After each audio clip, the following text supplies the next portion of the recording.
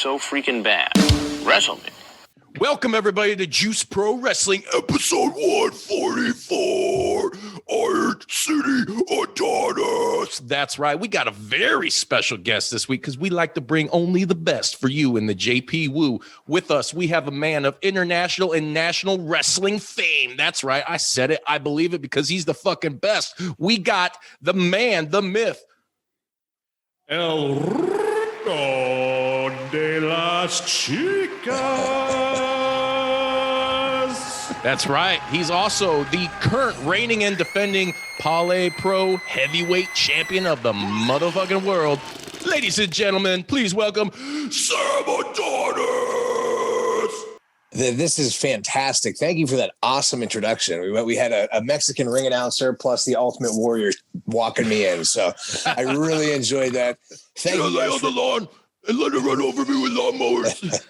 Thank you guys for having me. I've actually been battling COVID-19 these past 3 weeks. So I actually have some free time on my hands. And it's always a pleasure to share the radio waves with fellas like yourselves. Hell yeah. Appreciate that. And kind of speaking it off, let's just kickstart because we're kind of like the Seinfeld of wrestling podcasts. You know, we just kind of go wherever, whenever the fuck we want. Do you celebrate Festivus? Just like the rest of us. Sreten does. I do.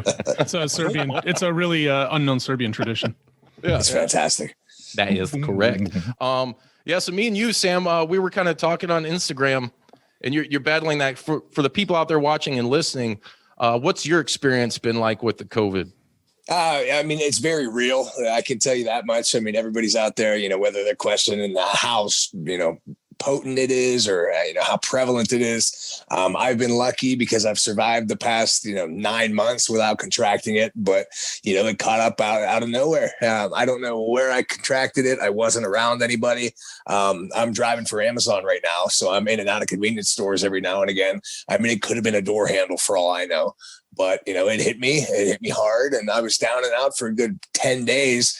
Finally now on the other side of it. And, I'm just waiting for all my symptoms to be clear so I can return to work and return to wrestling. So it's been a weird experience, but, it's been an experience nonetheless. Yeah, I'd say so. Delivering all them smiles. Well, the nice thing there it is.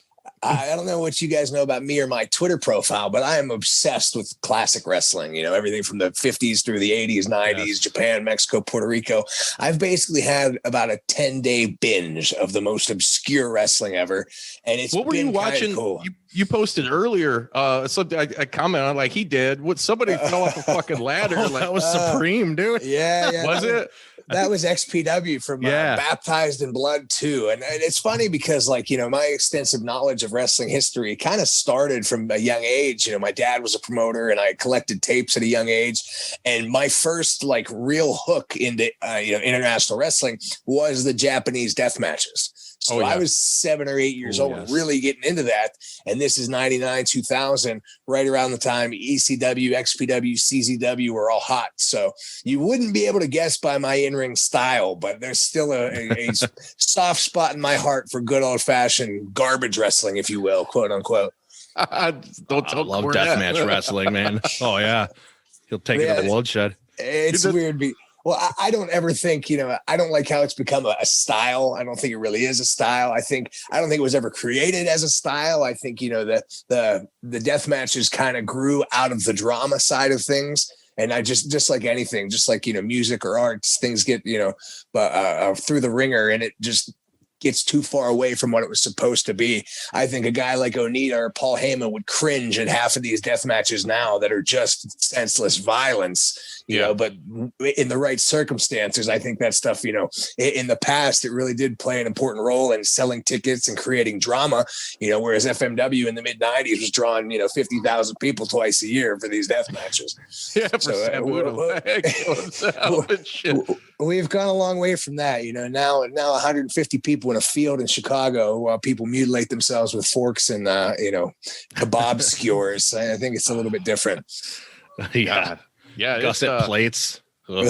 Again, I'm too scared to do it. I think these guys, they're nuts. Some of them are very talented wrestlers, and it just kind of happens to be their little niche for their time. So I don't want you to think I'm hating on death matches, but it's definitely not, not the same as the death matches that I got into watching too as a kid. Oh, yeah. like fucking Big Japan too, and all that shit. Sreten hates death matches, but we don't pay attention to him much. Not a death match guy. Yeah, it's the wrestler in me hates it, but just the warped mind that I am, kind of, I enjoy watching people beat each other up. Have you ever done a death match? Absolutely not. I would never do it. I gotta go get a pair of jeans and a helmet. I would never do a death match. I've done, quote unquote hardcore, and usually, in the confines of the match, or the story being told. At one of the Warriors show, I wrestled Pat Monix after a feud. Yeah, and then I wrestled. I wrestled at LA Park, and that was a bit, harder. I'm fine with it when the story tells it, when it points it in that direction. But as far as, like I said, just senseless violence, there's many more guys more qualified for that than I am. I'm not into it unless you accidentally hit Ref Jeremy with a chair. Well, wasn't speaking of Ref Jeremy, because he's going to be watching and listening to this. You're mentioning that match with La Parca where he got his ass kicked, got beer poured down. Oh yeah, it's so funny because La Parca, he's world class, and this guy, the one thing about La Parca that is consistent to this day is he sells tickets. When he's on a show, it's packed. People love to see him, and I know Ref Jeremy took a beating that night, but it's cool. I think the fan and all of us that grew up watching La Parca and WCW, you get to see, he beat me with a belt. That's kind of cool. Yeah, I think Jeremy kind of had it coming too. He don't know when to fucking stop. He was helping me. He was helping me beat La Parca up first, so I guess it was his receipt. Yeah, dude, it's dope. Like you mentioned, that guy, like a character like La Parca, especially in Lucha Libre culture, just an absolute legend. It's almost like Hulk Hogan is to the American audiences. He's a character that never. I mean, especially when you come out to Chicago and you have a big Latino community, and like Cicero, like when he comes with MLW and stuff, it's just insane the amount of respect he gets. Well, I look at it like, from my personal past, growing up watching these tapes and seeing the DVDs as a kid, I grew up in the era of The Rock and Austin, Shane Douglas, Taz.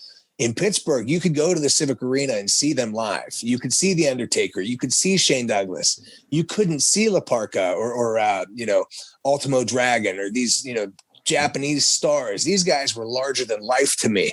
So that kind of, played into my personal experience to the highest level, because I'm literally wrestling with some of my icons and heroes as a kid, in my travels into Mexico and Japan. And I just think it's so cool, being able to live your dreams and being around these people. And I'd like to say I've had a pretty interesting life because of it. Oh, damn, dude, what is that like? What's the mentality going into? I mean, no, you got to keep some sort of professionalism. Obviously, you're wrestling a guy like Ultimo Dragon, but there's got to be a little part of you that's fucking marking out, and knowing now, because a couple times you've unmasked him. I mean, was this something you knew that was going to happen beforehand, or was it kind of called in the ring, or? In Mexico, you never quite can prepare for anything, it just kind of goes. And it's one of those things where I'd wrestle him so many times and it's just what you do, that's kind of part of the deal. And all these wrestlers, they have masks in the back, ready to go. So if it comes off, it comes off, And get a young boy to run one out real quick. And it's funny because I had a pretty decent rivalry. I wrestled Ultimo Dragon probably 25 times between Mexico and Japan. And it became so normal that I rip his mask off and whatnot that I almost forgot how cool it was until my dad was at Arena Mexico one day. And I said, "What do you think of the show?" And he goes, "Oh my God, you ripped off Ultimo Dragon's mask." And I'm like, "Oh, yeah, I guess I did. That was me." So it was pretty surreal. And again, it's, the one thing that's helped my cause the entire time is being such a wrestling nerd. It's a lot like music. The more you know about it, the better off you will be, from your experiences. And the history tends to repeat itself. I've received so many opportunities throughout my career because, I have a little bit of an unnatural knowledge of wrestling. The past comes up and I can talk to these, the bookers and the wrestlers, and, especially in Mexico or Japan, they say, "How the hell does this 30-year-old white kid know about this that happened in 1987? Yeah. What's he know about NWA? clearly The promotion. when they see that level of excitement for their history or just passion, history in wrestling in general, they tend to take you a little bit more seriously. And that ultimately led me to become good friends with William Regal. When he knew that I liked old British wrestling, that led to a job in England. The same thing with Robbie Brookside led me to a job in Japan, or not Japan, in Germany, and so on and so forth. The pros, they can kind of weed out the pros, and they can see who's serious about it. And it's been nothing but success for me, because I'm, at the end of the day, the biggest wrestling nerd on the earth. And that's great. I mean, nerd, historian, whatever you want to call it, we're all nerds for something. I'm, same way. I think all of us, Sreten's we dragged him back into the mix. He was a fan like back in the 90s for a hot second. Well, it's like we discussed, it's a lot like music, and I usually use the analogy too, even in the medical field. If you're going to be a brain surgeon, you still need to know the anatomy of the toe, Right. So like, I think right now wrestlers, there's so much face level, face value wrestling. Nobody has the basics. Nobody learns the history. Nobody knows what the hell it is we're doing. They're just so blinded by what's going on and how to get, exposed on Twitter, that a lot of people are skipping the work that it takes to become a great performer. And I think my journey is taking a little bit longer than I'd like it to be a main player. But, at the end of the day, I think there's nobody out there that, would call me or call me a farce, because I've put the work in, I've learned it, I've done it right, I've respected it, instead of just taking a shortcut and trying to become the internet's number one new sensation, by finding a niche. Oh, yeah, I agree. And I'm going to have to also let you know, because I do it with every guest here that happens to drop the F-bomb on our show, Sam. I'm going to have to bleep you, brother. Did I do it? I didn't even notice that happen. I apologize. You're going to get fucking bleeped. I didn't either. My detector didn't go off. I pride myself on staying pretty PG on these, just because my dad listens to them sometimes. So it's all good. I'll try to hold it back a little bit. I'm sorry, I missed it, but it might happen again. I can't promise. Oh no! Are you guys clear about which F word he used? Yeah. Does he? You know what F word you used? Yeah. We don't bleep the word fuck. F word. We bleep the other word. Okay. Well, I was talking about myself being a what's the word? A farce, just like a farce. Yeah. So there you go. I'm sorry about that. I didn't mean to say that, but like it is. It all ties together. I like to believe that when it comes to being a professional wrestler, I'm about as real as they get. Mm-hmm. Oh yeah, and to back it up here a second, before I kind of went off the beaten path and warned you about that infamous F-bomb you just dropped. Damn it. You're talking about, like, your journey has taken a little bit longer, but I think, with you being such a student of the game, man, that's really made you. And how long have you been wrestling now? Like 13 years? Tomorrow was February 2nd. That will be the 13-year anniversary. So tomorrow is 13 years as a pro.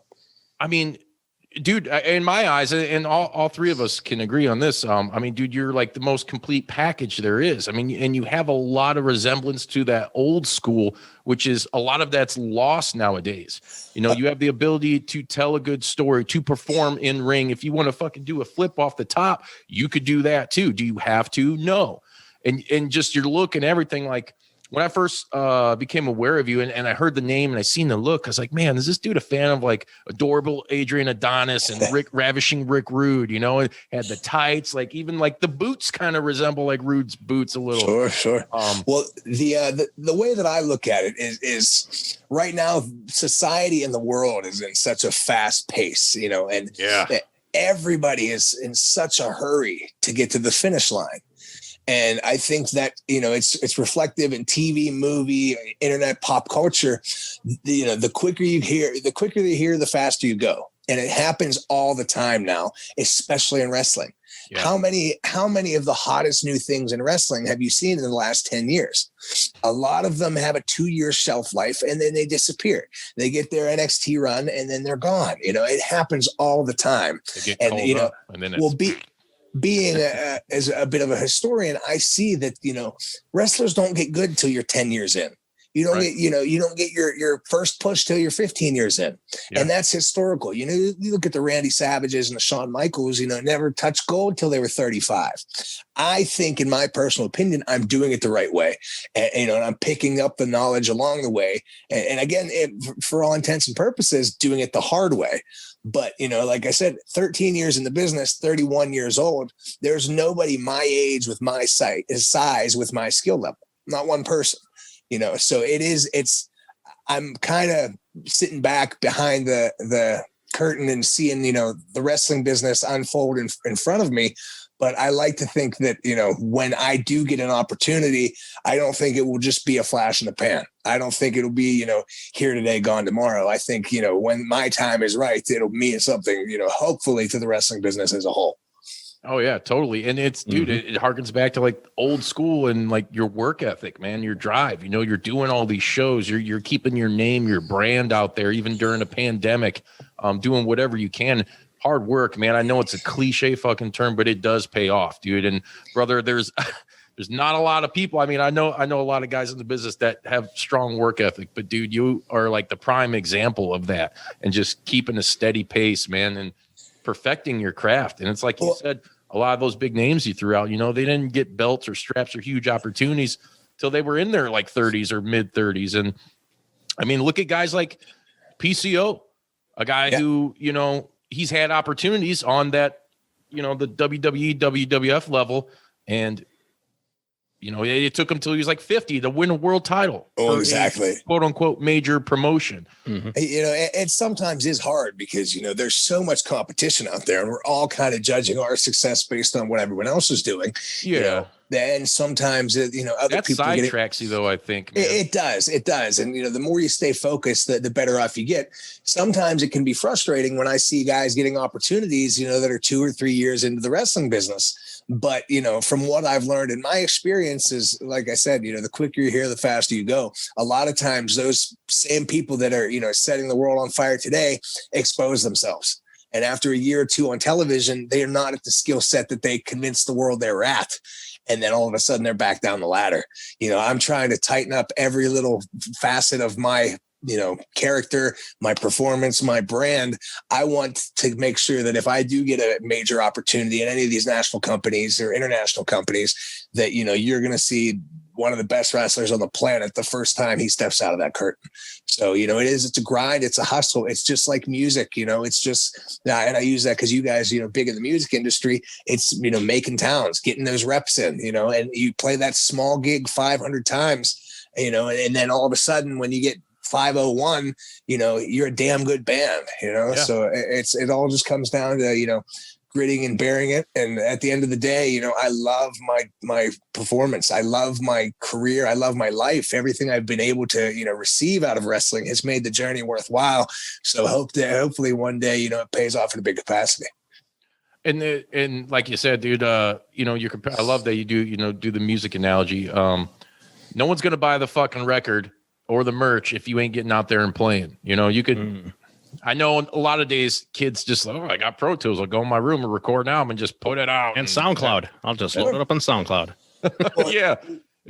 I'm sorry, man. I mean, now there is some rare cases, but it ain't gonna happen if you don't put the work in. And one thing about putting the work in is it's trial and error every time you get out there. Exactly. And the one thing that I've kind of applied to my trade, and I suggest this to young wrestlers, I suggest this to anybody that has a business, a product, a band, a website, whatever it is you do, I treat every match like nobody in the building has any idea who I am. And it comes, that you get so many of these guys that are over on the internet or over from TV, and they come out and they fall into a routine and they do what they know and what they expect everyone else to know. Well, I still wrestle every match like nobody on the show has any idea who I am. You tell a story from the second you leave the curtain to the second you get back behind the curtain, and it encompasses everything about you. And you have, let's say in a wrestling match, 10 minutes to sell your brand and your product. You have to know how to appeal to as many of those people in that audience as possible. And that's something that I'm constantly working at, trying to figure out what works. And again, it all goes back to reps. It all goes back to showing, just staying consistent and not saying no to a gig, making sure that everything's right and learning audiences. That's another thing I don't know how it is in music, but I'm assuming it's quite similar. There's different audiences. The audience at the CBGB in New York is going to be different than at the Rainbow Club in LA. They're different audiences, and the more places you play, the more you understand the audience, the more you understand your craft. And then one day when Sony signs you to the big $1 million deal, you know how to play to each audience. That's right. Yes. Those motherfuckers going to CBGBs are going to see the Ramones. They're going to the Rainbow to see like Dio or something. Motorhead. Exactly. It's trying to appeal to as many people as I can. And, in Chicago, I work for Warrior Wrestling, which is one of my favorite places in the country. I love it. I love to, when I'm there, I kind of get to play a little bit because honestly, at my age, the one thing I know probably less than anything is the American independent wrestling scene. I still have to figure out what works at those shows that are going to be talked about online, that, people are talking about on the internet, who's who and this and that. Most of my work, I can wrestle it in a nightclub in Florida and then do a rodeo ring in Mexico City, do a gymnasium in Tokyo, be back in Pittsburgh at a small little local show, be in Salt Lake City. I do gigs that aren't necessarily on the American independent scene.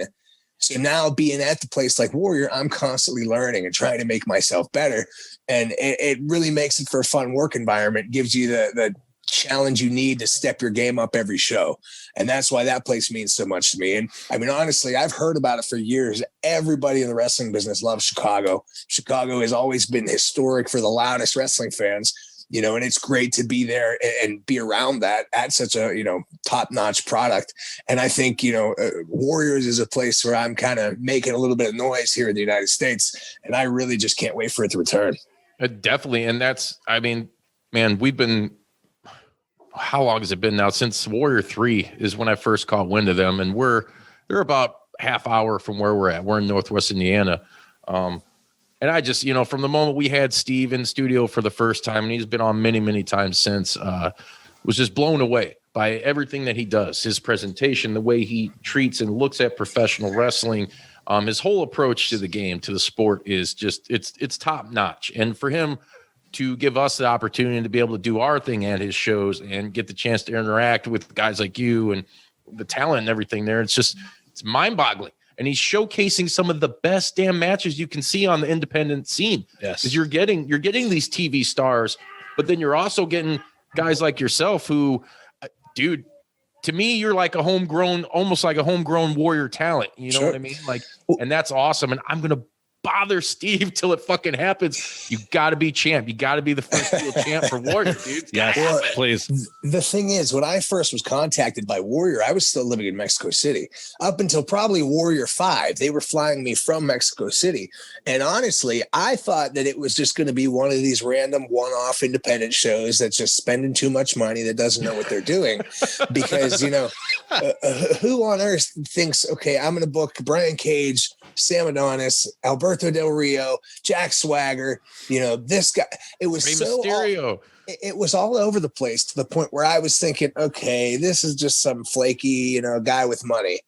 But when I got to meet Steve and understand him and Eric are just so intelligent and they're passionate, now it all sunk into place and it made sense. And I see a lot of the same, ridiculous passion that I have in those two guys. And, it comes down to the way they book a card and the talent they use that makes me have all the faith on earth in them, because it's not just over anxiousness. It's a true passion, and they really are students of the game. And I think, that's why they've achieved the success they have as fast as they have.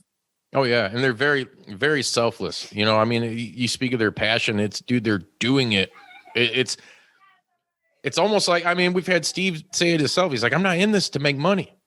I'm doing well. For one, they do make money, and it's a great cause. It all goes towards the school, so these kids can get an education. So that's killer within itself. But they're just doing it to put on a good wrestling promotion, dude. And they knock it out of the park. Showcase all these wrestlers, indie wrestlers that some people might not be aware about. Right. Well, at the end of the day, the nice thing about it is it is for a good cause, and the entire organization is involved in it. The entire school, there's teachers selling, concessions and merch, and, kids running around filming the show. It's, anytime you have people on the same page, that's why WWE is the well-oiled machine it is. You have you have hype, help, and enthusiasm. That's what makes it work. And I wish that a lot more people could look at Warrior almost as a business model. I mean, each city on earth could have their own little Warrior Wrestling if there was a school willing to do it. But the sad thing is, a lot of the independent wrestling is still so, selfish oriented. People want to be the one to take over the world, and I think, the fact that they're working so hard for being selfless is why they're able to be rewarded with their riches, if you will, whereas sometimes wrestling promoters and wrestlers themselves tend to exploit wrestling for their own personal gain. And that's why a lot of independent wrestling, across the board is not nearly at the level that Warrior Wrestling is. Oh yeah. And a lot of those guys, they're not going to bring in that talent. And like I call it the Warrior effect. So you got a guy like yourself or your Brian Cages or anything that you've done umpteen Warriors now, however many they're at. And you go and you tell your buddies, whether you're on TV or whoever, another like top talent, like, hey man, you need to come here and check out Warrior. They do it right. And it just, dude, they keep bringing it. It's so easy to keep bringing it in, especially when you got guys getting snatched up by the E and AEW and all that. And it's the Warrior effect, man. It's the golden rule, man. And to me, there's so many just golden rules broken in wrestling now. I know a lot of people been for a long time. I know he gets a bad rep, and a lot of people hate what he says, but Jim Cornette, he hammers this home on a lot of people, and nobody wants to admit it, but the guy's he's a genius. He knows what he's talking about. Yeah. And if you played by a lot of the rules that he preaches every day, it's counterculture. It's against the grain right now. But I guarantee a guy like Jim Cornette would walk into a Warrior locker room and say, see, this is what I tell you guys on my podcast that you hate so bad. They do a lot of the stuff that is timeless. It's been around for years, finding local organizations, finding people, get somebody, divide your help, get people, pro wrestling is a winning formula when it's ran right. But now just the world in itself is sped up into a way that it's divided into too many moving pieces. And, you're happy to get your small little gymnasium once a month. It just, wrestling does work. I'm old school in a way that I think, a lot of wrestlers should respect wrestling more. I'm under the impression that I love wrestling, so I am not going to exploit it for my best interest. I'm not going to use it to get what I want. I'm going to play by the rules and treat it like, the gift that it is. I think if wrestlers were a little bit more, giving towards the promotion, care more about their spot on the show, and do a lot of these things that are considered, against the grain right now, I think independent wrestling as a whole would be a lot healthier, and you'd have a lot more, full-time organizations. Oh yeah, for sure. And speaking of other organizations, tell us a little bit about your experience. You were just crowned the Palē Pro champion in Arlington, Texas. We checked that out via FITE, so everybody go watch the replay. And they have another event coming up February 13th, I believe. February 12th. It's next Friday 12th? night. Yes. Holy shit already. Damn. I am actually defending my title for the first time against Psycho Clown from AAA. Yeah. Which would be awesome. I guessed that because Kyle was trying to drop some hints. He said something about it's something about Psycho. I was like, are you getting Psycho Clown? He's like, you wouldn't tell me, dude. It's cool because, I work for CMLL, which is basically the WCW, and AAA is the WWF of Mexico. Right. Psycho Clown is literally the John Cena of Mexico, the top guy. So I'm really looking forward to wrestling him.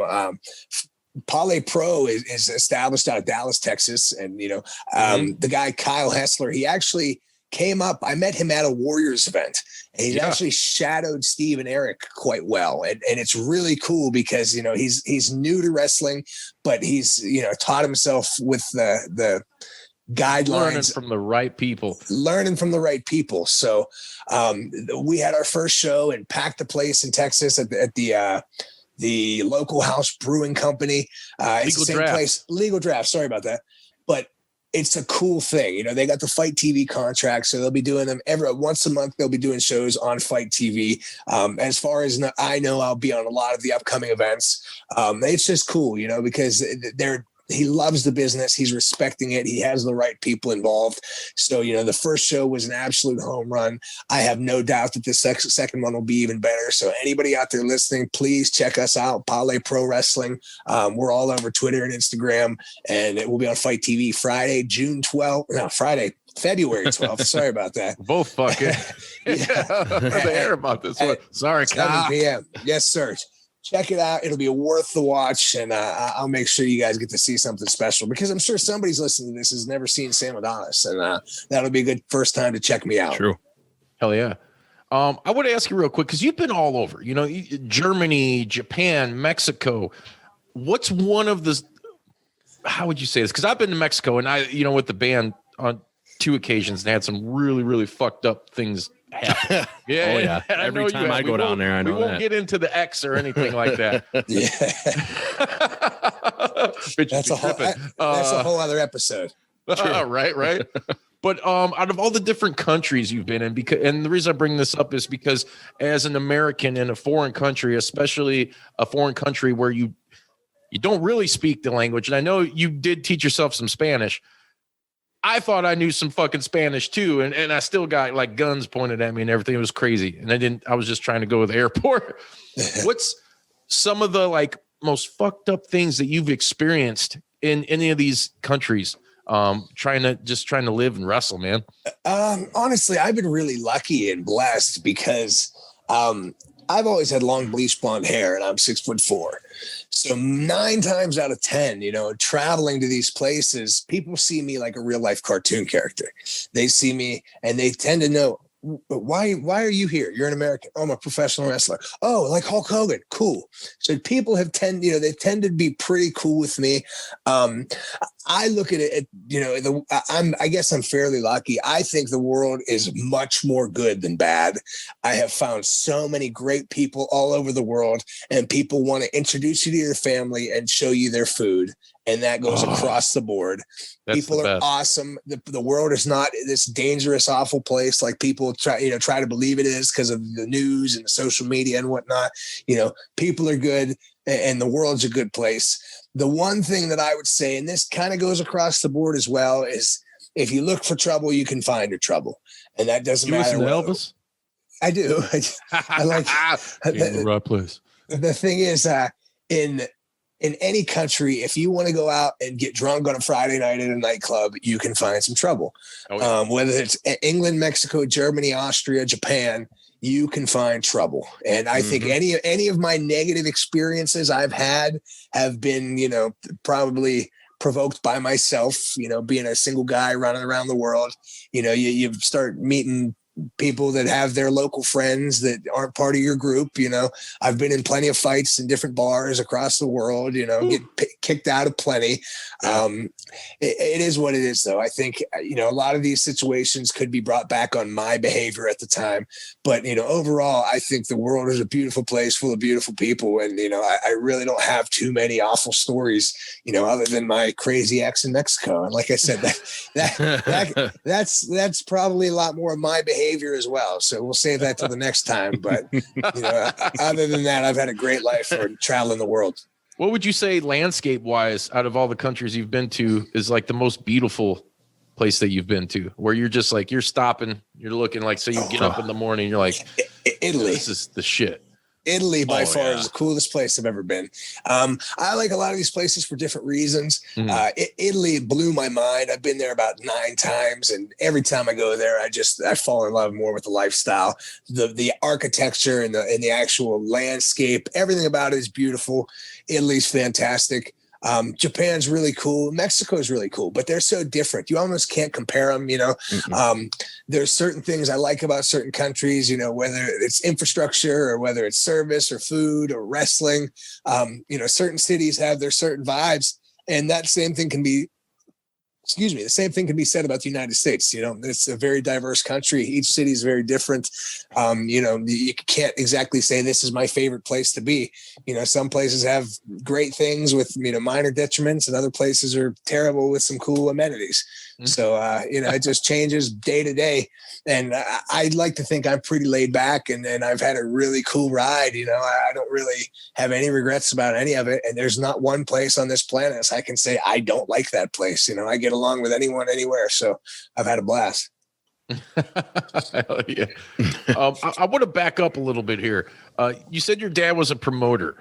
Can you take us a little bit further into that, as far as like when you were a kid and, you know, dad's promoting wrestling, and like how that all started and how you got involved? What was it like the first time you're like became aware of that? Were you already a fan before your dad started doing this stuff, or what? Well, I was basically born into a wrestling family because my dad and my brother were just obsessed with wrestling, you know, since the day I was born. My dad has been watching wrestling since the 1960s here in Pittsburgh. Oh, wow. You know, big Bruno fan, just knows, you know. Everybody back in the day, you had to love Bruno, man. He's the worldwide champ. Especially here in Pittsburgh. Champ. Yeah. Well, the thing is, listen, like when I was born, we had magazines and toys that came out 10 years before I was born.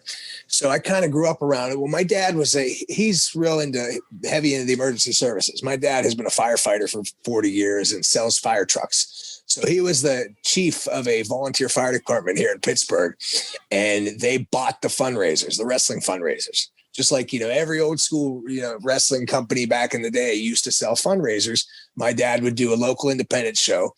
And it blossomed from there. You know, I would be backstage with the wrestlers, and the wrestlers would come to our house to watch WrestleMania. And my dad had a bit of an eye for it. He actually his little fire department show was almost, you know, as good, if not better, than the actual wrestling company shows. So he became friendly with the promoters, with the wrestlers, and just it all kind of evolved into the point where, you know, he ended up having his own independent promotion as a kid. I would travel the roads with my brother, Corey Graves, as he was an indie wrestler. And literally from the age of probably about 10 on, you know, everything I knew was wrestling. I knew a lot of the guys you see on TV as a child. They called me Little Sam, you know, Seth Rollins, Samoa Joe, you know, Chris Hero. These guys were my buddies when I was a kid, you know, and I grew up around them, and just being that obsessed and into wrestling, you know, it's only ever helped my cause. I told a story a few weeks ago about Brody Lee. I met him when I was about 15 years old. He did an indie show with my brother, and we just became best friends immediately. He used to have remember AIM, AOL Instant Messenger. Yes. I would speak to him for 2 hours a night about wrestling, and we'd send each other match links and trade tapes and just talk wrestling. You know, I was 15 at the time. He was, you know, probably closer to 25 maybe, but he definitely helped my cause, just being friendly, you know, just looking out for a kid that's just a little bit more obsessed with wrestling than the rest. But these are all the things that made me who I am, you know, and it breaks my heart, the situation with, you know, John, because he was such a good dude. It's a testament to how cool he was to giving me the time of day. But it's all just, you know, it's all gone into what's made me, being around these guys, these brilliant performers, these minds, these talents, you know, and I've just been able to absorb it all in. And at the end of the day, it's helped immensely in my wrestling career. Oh yeah, I wouldn't doubt it, man. That's all. I'm so fucking jealous right now. Like, he's just grown up and fucking literally eat, breathe, and shit pro wrestling, you know? Well, it's funny. When I got in trouble as a kid, I didn't get grounded. I got wrestling taken away from me. So if I had a bad report card, or if I did something stupid, I could still go play with the neighbor kids. I could still play in my video games. I wasn't allowed to watch wrestling or play with my wrestling figures. And that was Three Stooges taken from me. That's brutal. Too violent. It worked. You know, I got my act in gear because it meant that much to me. So, you know, at the end of the day, I've had a really cool life because of wrestling. And I don't know. I know everybody uses the cliche that wrestling is my life, but I mean, I think I could probably rival anybody with that story of you know, measuring sticks, if you will. For sure. Being a Pittsburgh guy, let me ask you this. This kind of maybe offbeat question. What does Kurt Angle mean to you? Well, Kurt Angle was one of my favorites ever. I absolutely adore him as a professional. Kurt Angle, it almost didn't really sink into us in Pittsburgh how big of a star he was in WWE, because we've always had him as Kurt Angle. He was on the news. When I was a kid, he was on the news. He was the gold medal winner. And it was almost like seeing your neighbor on TV. It's like, oh, hey, yeah, Kurt's on TV now. So like it's not till now as an adult I can look back at it and see the impact he made as a wrestler. I mean, he is legitimately one of the best ever. And I mean, anyone can figure that out. He's one of the best athletes in the history of our country. So clearly he's going to be good at it. But honestly, growing up, that Kurt Angle position for me has probably been reserved for Bruno Sammartino, because my dad was so into Bruno before I was born. When I was born, we're told these stories almost like legitimate folklore. Me and my brother probably have heard more Bruno stories than 90% of the people our age, because in our household he literally was Superman. We had him, and even after Bruno, Shane Douglas was a big deal to us as well. Yes, franchise. We were such a big ECW household. I remember waking up at midnight in '96, finding it on TV. I used to sleep in the basement on the weekends, flipping through the channels. Hardcore TV. Hardcore TV shows on. I flip the lights on, run upstairs and say, Matt, ECW's on. Mom, Dad, ECW's on. 12:30 on a Saturday night, my mom gets up and puts a pot of coffee on for my dad, because we found ECW. We'd be reading about it in the magazine for 2 years. Now we have it. That's the kind of family I grew up in, which is just amazing. So cool. So Shane was a big deal. Kurt Angle was a great big deal. Elias from WWE is a good friend of mine. I've known him for years. But it's also kind of cool because right now, if you're talking about Pittsburgh wrestling, my brother's name's right up there. He's one of the pride and joys in Pittsburgh. But the nice thing is, I've had my hands so deeply entrenched in Pittsburgh wrestling for so many years. I think most people in Pittsburgh, are in touch with what I'm doing as well, which is really cool, because, you might not even like or know anything about independent wrestling, but you know who Sam Adonis is. And I think because of, what I've done internationally and who my brother is, my past, I've really been able to make a mark here in Pittsburgh. And I was actually featured on the front page of the Post-Gazette, which is awesome. Like literally front page. I'll actually show you guys this. I got it hanging here in the wrestling room. I don't know if the viewers will see it here. Welcome to Juice Pro Cribs. This is Pittsburgh Post-Gazette. Nice. Me right there. Front page, front and center. That's awesome. Like that. Gotta be, cool. Brother. Even for like my grandma and pap, like they don't really follow enough of my wrestling. They don't do anything on the internet, but my pap could buy a newspaper with my picture on it. So, that was pretty cool. And it's just, I think everything happens for a reason. And the way I see it, I've done a whole lot. I'm still young. I think my best days are ahead of me. And I think, I think I'm in the driver's seat right now. So let me ask you I don't know if this is a controversial question, because I'll just throw out the answer is you'd like to be anywhere with any of these promotions, but where do you see yourself, like, maybe as far as like the talent pool goes and like the matchups and stories, situations, where do you see yourself really wanting to be?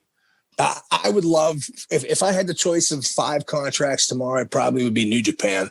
I'd like to be, top guy in New Japan. Because part of me, I don't have to be a wrestler's wrestler, but because of my size and my style and my, the way I act, I could probably cater more to a WWE style if I wanted to. But, just to be the best in the world, I think that's kind of a measuring stick right now.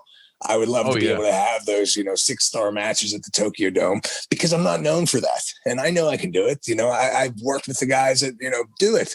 So I'd like to be in a position like that. I'd like to be able to go out there and show these people, holy crap, Sam can do the 45, 50-minute match, tell a great story, with some of the best athletes on earth. That's what I want to do personally.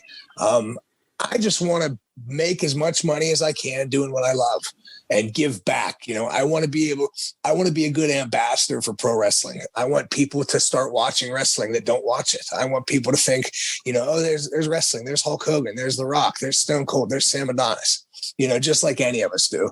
And it depends on, how hard you're willing to work. And, I've put a lot of work into this. And like I said, I still think there's a lot more to come. And I'm definitely happy with the way things are going.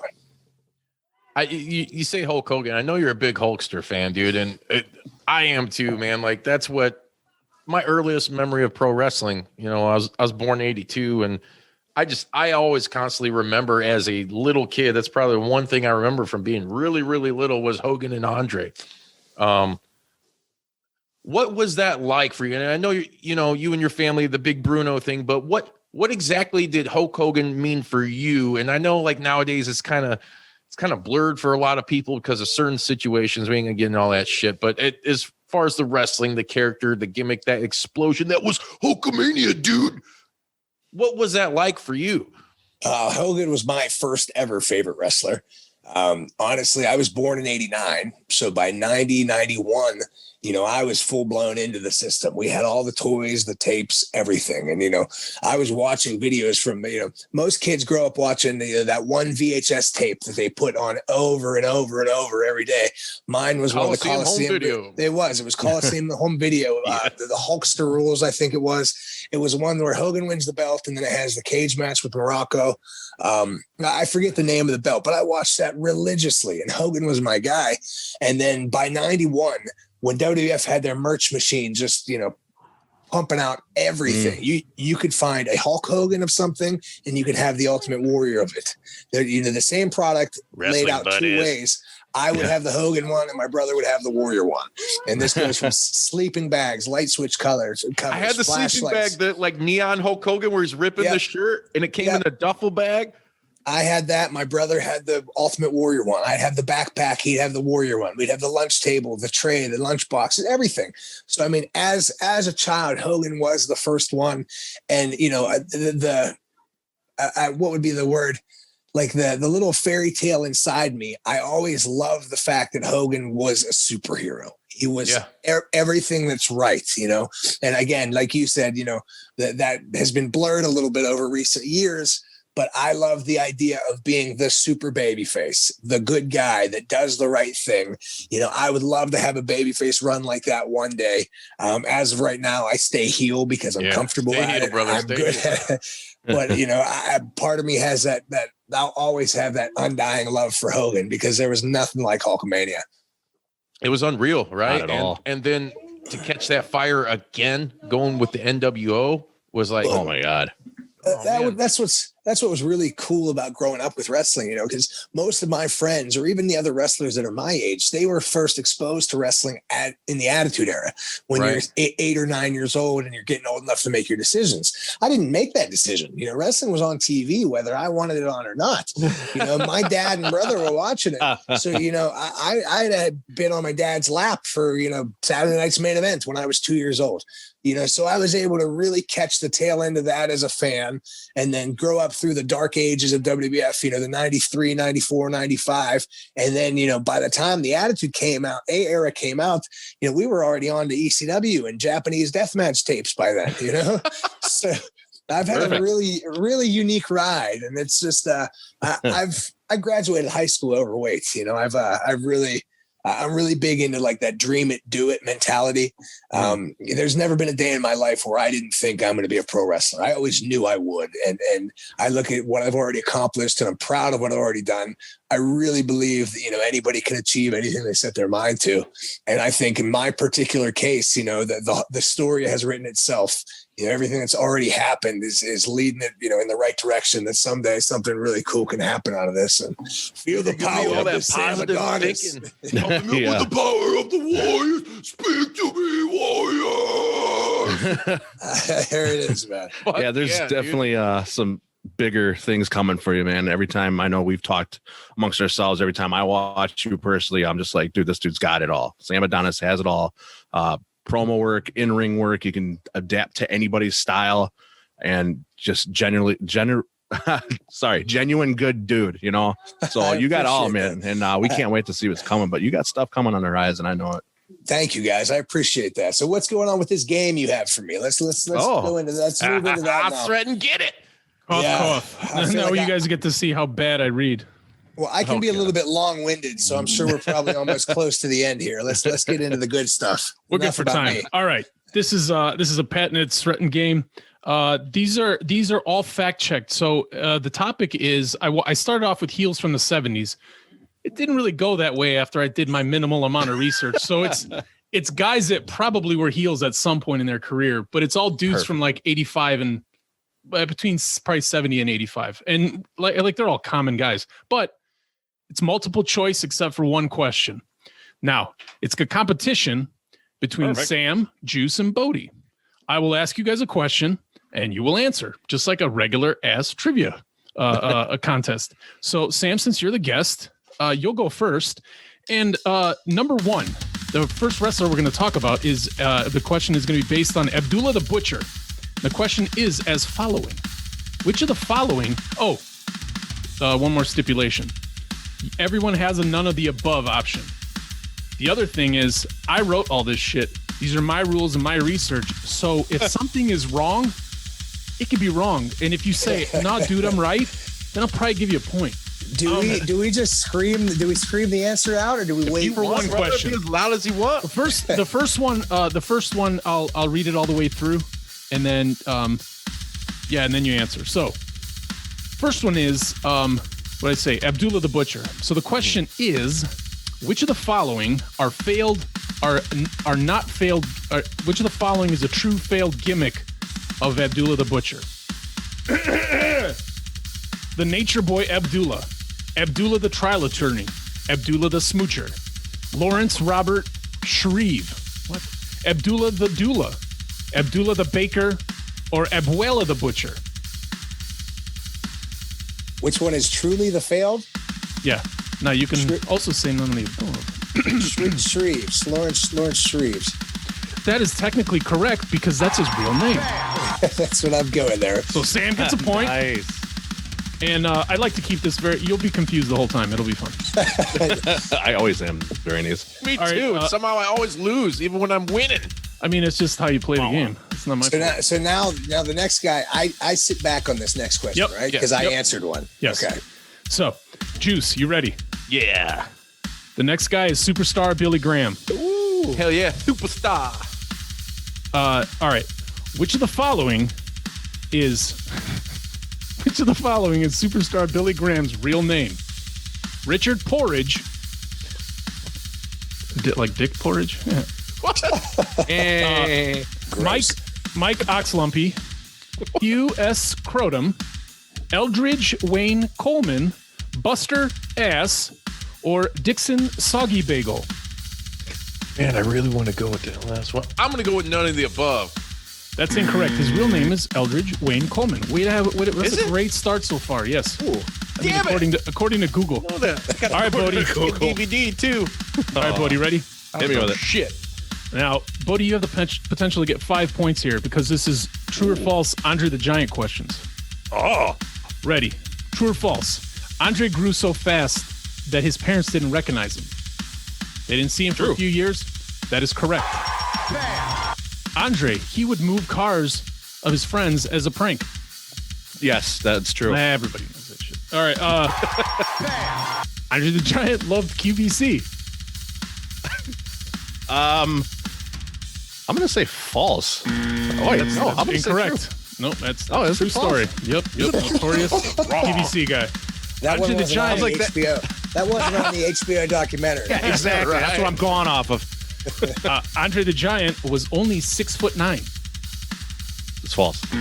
That's true. He's only 6'9". Did I fuck Really? up the logic on that? Yep. I thought Everybody thought he was like actually huge. 7 feet. He's actually 6'9". When he was 7. Yeah, maybe. Yeah. It didn't say when he was 6'9". It just said he was 6'9" at some point in his life. He He was. still skipped On his pounding way to cases of 7'4". wine. On his way to 7'4". Thought he skipped 6'9", just went from 6 feet to 6'10". Hey, we never skipped the 6'9".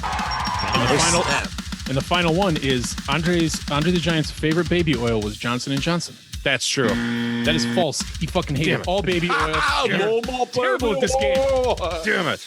Macho Man used to wear too much baby oil, and he was pissed about it. Don't put on the baby oil.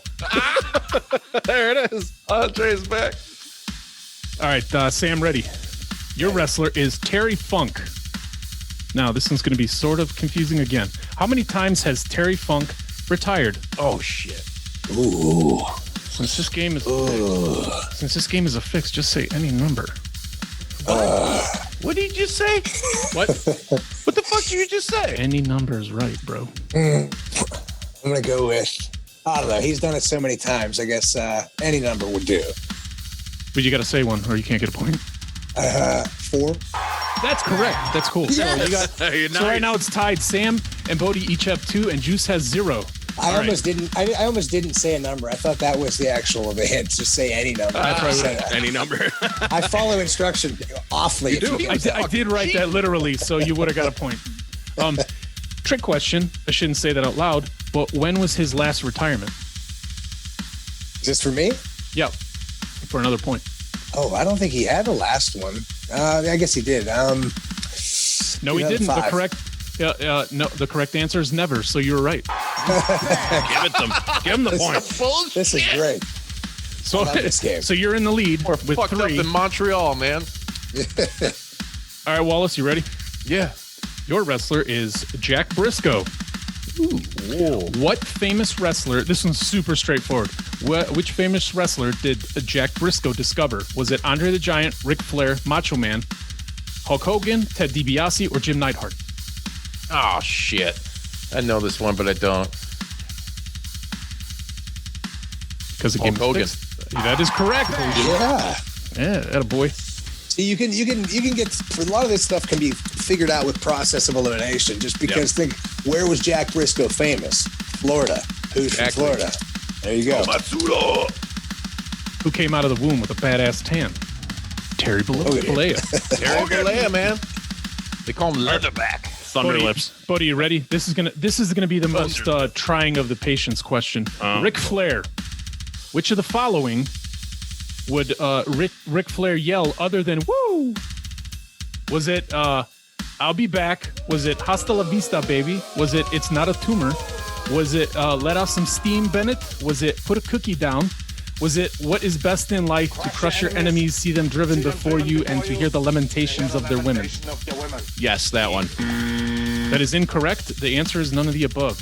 Damn, I forgot that was an option. He didn't say that. Yeah, I'm on your side, man. He didn't say option E. None of the I keep above. forgetting that's always an option. It's always an option. Yeah. I forget this game is tricky. All right, just a few more questions. All right, this one's kind of cool. This one's actually a serious one. Sam, what is considered and this is crazy that this turned out to, I did not plan this, given your history in Mexico. So what is considered the holy trinity of Mexican luchadors, according to the internet? Sorry, I didn't say which wrestler is the topic of this one. So this one is Mil Mascaras. Mascaras. Sorry, Bodie, can you say that for me? Mil Mascaras. Is it Mil? Mil. Okay, cool. Mil Mascaras. So other than Mil Mascaras, who are the other 2 luchadors that are considered like Mount Rushmore, Holy Trinity guys? Blue Demon and El Santo. Hell yeah! Is that common knowledge? I don't know shit about wrestling. I don't know why I'm on the show. Yeah. In Mexico, it's literally like the best way you could explain it would be like Batman, Superman, and Spider-Man. That'd be Mil Mascaras, El Santo, and Blue Demon. That's awesome. Cool. So you don't have to be a wrestling fan for that. You just need to live in Cicero area, Chicago. That's right. Sam, you are in the lead. Hey, here's 4. A little known fact for, maybe unknown fact for you guys. Know Glenn Danzig? You ever listen to any Danzig, Sam? Yeah. He's a huge definitely. Blue Demon fan. I know that Maynard James Keenan loves Mexican wrestling. He used to he's been to Arena Mexico. So has Tim Burton. They have a whole list of all the famous Hollywood stars that came down. I actually met a good friend of mine at Arena Mexico.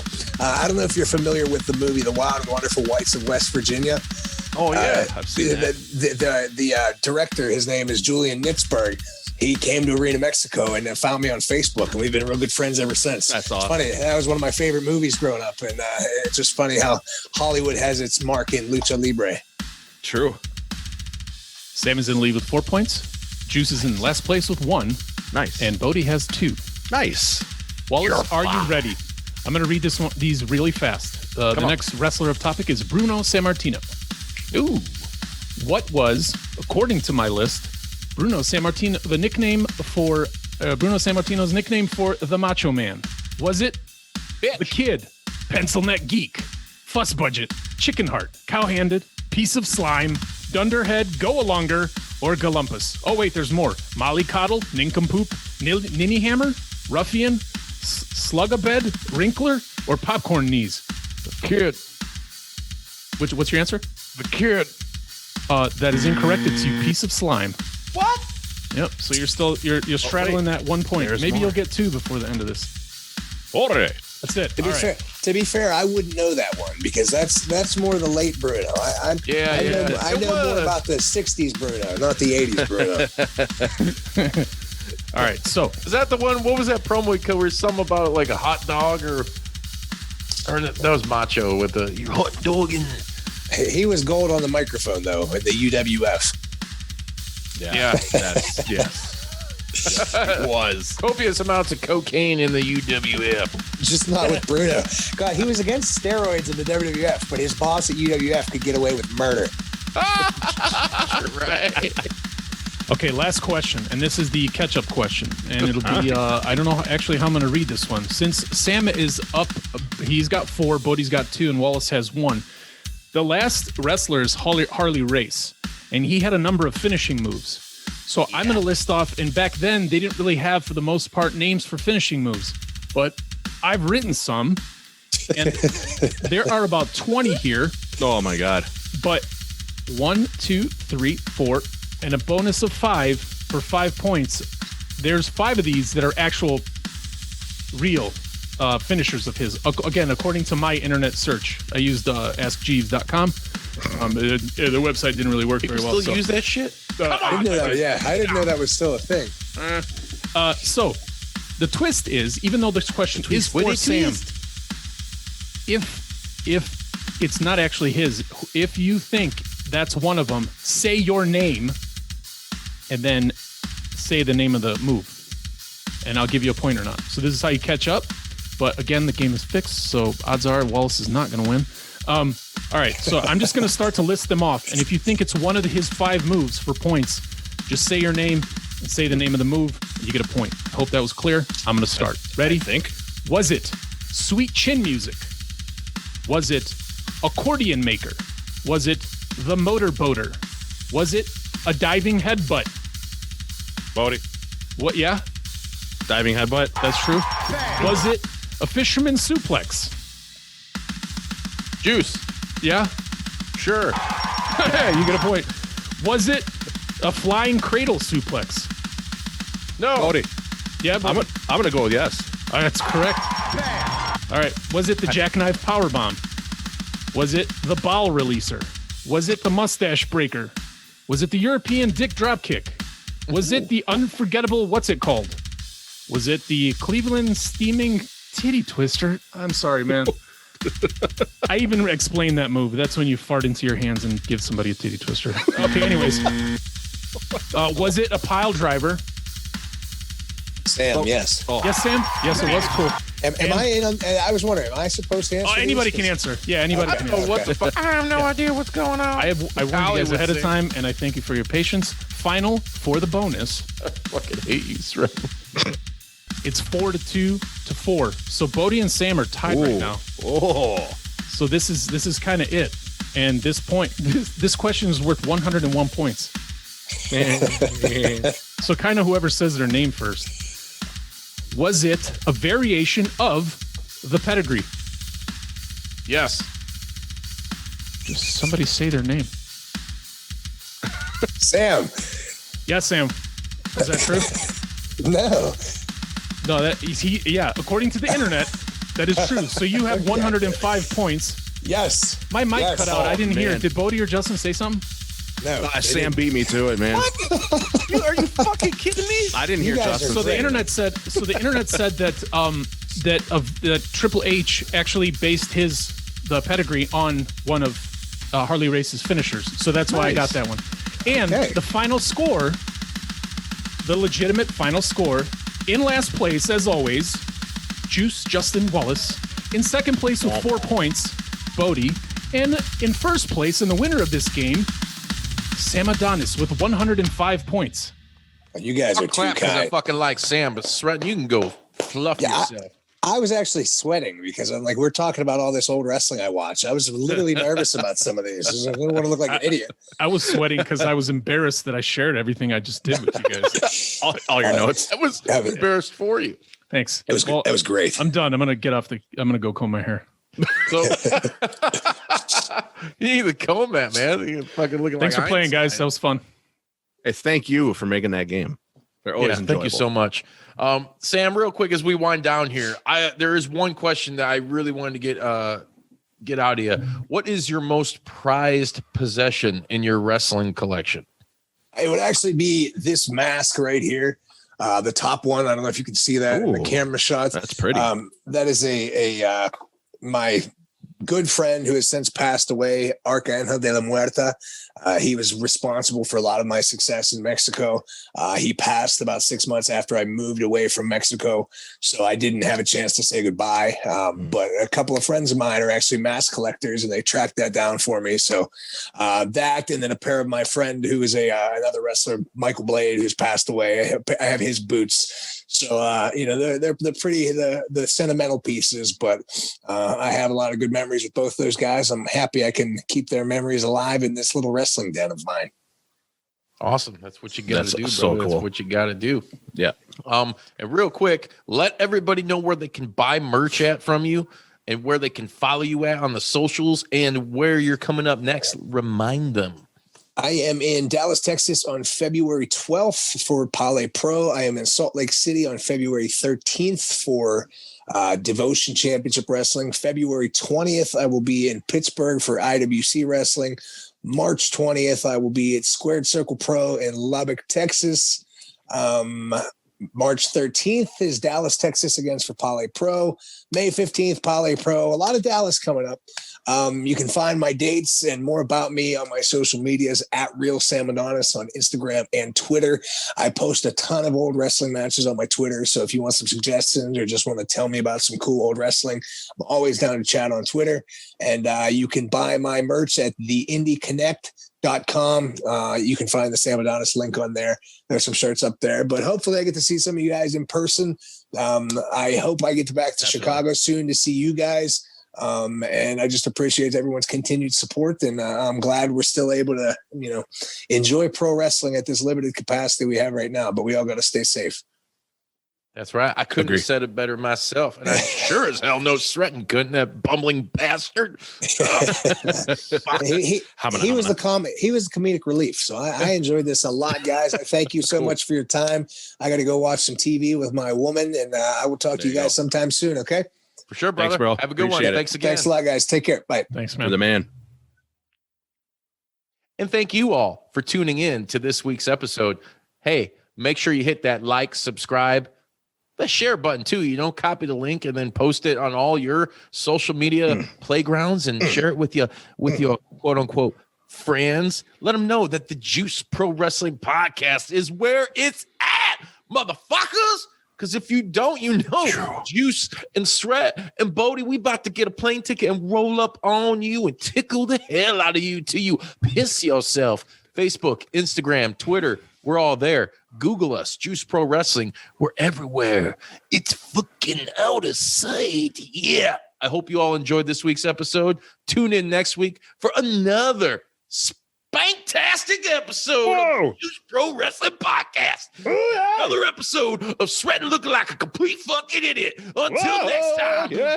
Wet I'm up. Wet I'm up. Wet I'm up. Wet I'm up. Wet I'm up. Wet I'm up. Wet I'm up. Wet I'm up. Wet I'm up. Wet I'm up. I'm stuck. Help me. Wet I'm up. Wet I'm up. Let him up. Oh, yeah. Oh, yeah, we're so fucking well. Thank you all for tuning in. Hey, if you got some time, give us a call, 1-872-267-4199. Yeah, you want to do it because we're the best. We're your fucking bros. We're your dudes. Tune in to Palē Pro, February 12th, FITE TV, or we're coming to tickle you again.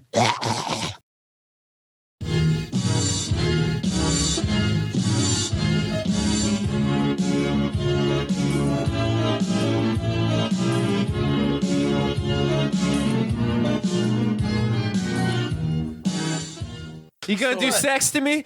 Did you like that video? If so, be sure to hit like and subscribe and check out more killer content from your boys at Juice Pro Wrestling. Whoa, yeah!